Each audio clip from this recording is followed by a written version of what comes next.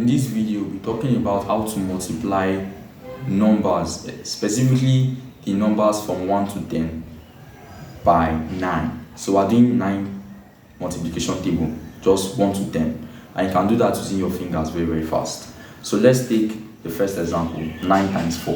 If you are multiplying 9 by 4, open your fingers out. Now, this is my left hand. Even though you are saying that's my right hand, it is my left hand. So bring your left hand out, and your thumb is the first finger. So while doing 9 times 4, so that's 1, 2, 3, 4. Once you've got the fourth finger, bend it down.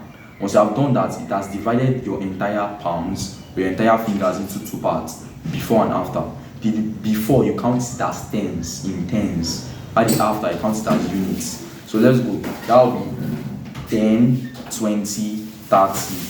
Then 31, 32, 33, 34, 35, 36. 9 times 4 is 36. Let's try another one. You have 9 times 7. So this is 1, 2, 3, 4, 5, 6, 7. Remember, you are starting from this term.